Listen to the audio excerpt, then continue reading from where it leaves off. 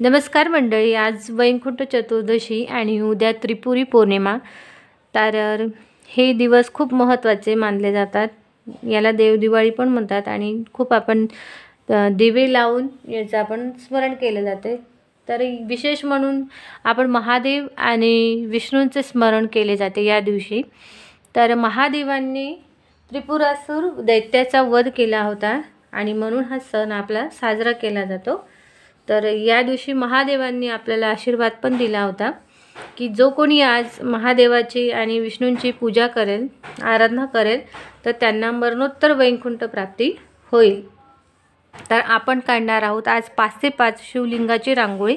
तर आज आपण महादेवांचं स्मरण करून, आराधना करून आपण त्यांचा आशीर्वाद घेणार आहोत। तर वैकुंठ चतुर्दशीच्या तुम्हाला खूप खूप शुभकामना।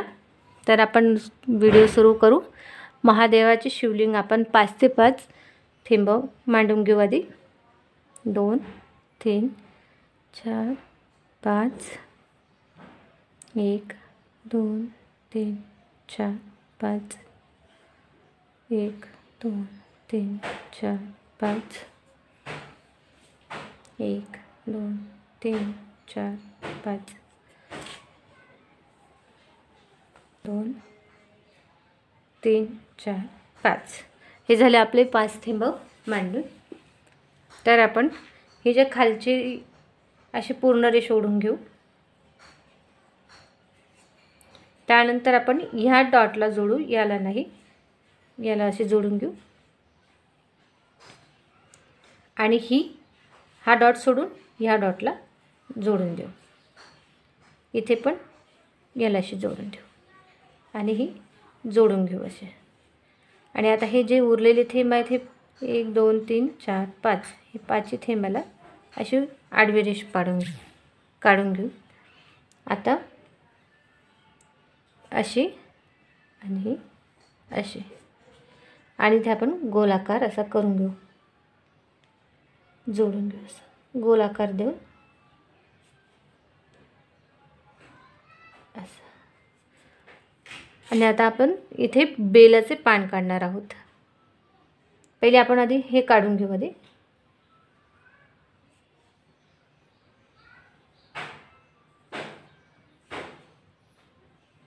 अशा मी 4 रेषा काढून घेतल्या आहेत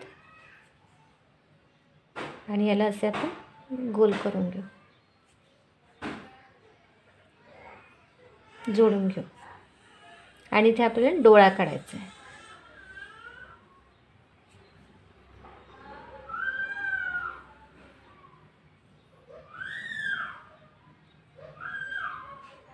हा आपला डोळा काढून झाला।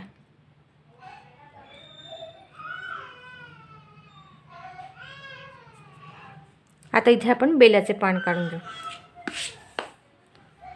तर हा जो डॉट आहे इथे दिसतोय आपल्याला, तर ह्या डॉटपासून असं घ्यायचं आणि इथून हे असं आणायचं आहे, हे असं आणायचं आहे आणि हा जो डॉट आहे याला आपण असं करून घेऊ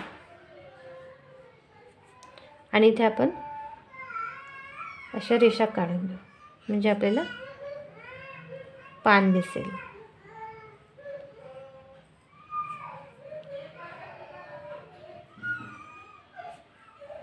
छान बारीक बारीक रेषा काढून घ्यायच्या आहेत।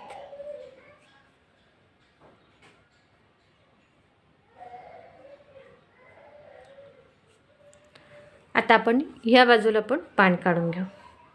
तर आपण असंच ह्या डॉटपासून घ्यायचं आहे। आपण ह्या अशा पद्धतीने इथे काढून घेऊ आणि हा जो डॉट आहे याला असे आणू। इथे पण आपण रेषा काढून घेऊ बारीक बारीक पानाच्या।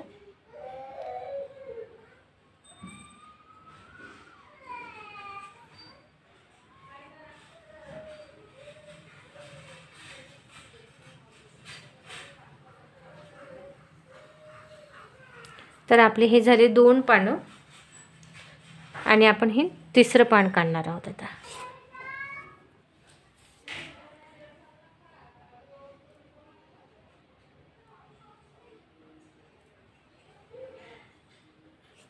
हे झालं आपलं तिसरं पान.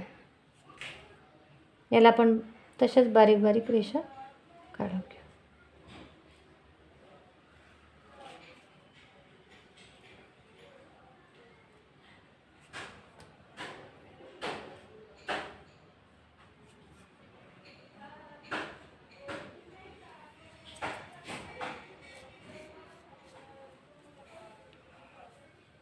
इथे आपण आणखीन एक आडवी रेष काढून घेऊ. इथे असे डॉट देऊन घेऊ आणि त्याला बोटाने असे फिरवून घेऊ. दिसायला छान दिसेल. आणि इथे असे डिझाईन देऊ. खाली पण एक आडवी रेष काढून घेऊ.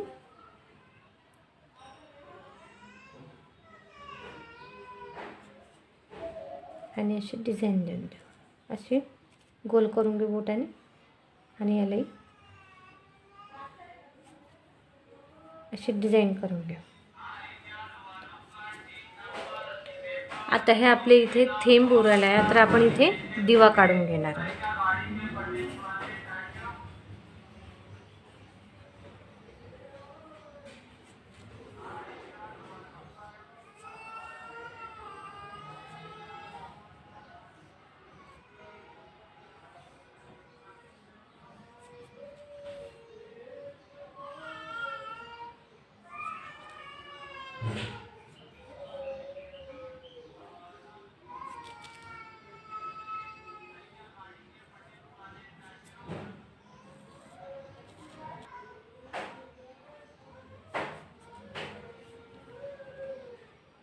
बारीक बारीक डॉट देऊन देऊ. इथे लाल रंग देऊन देऊ आपण.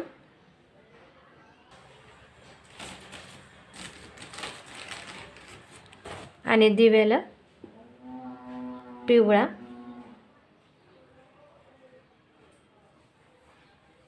ही आपली 5 ते 5 शिवलिंग बेलातल्या पानातली 5 ते 5 थेंबांची रांगोळी.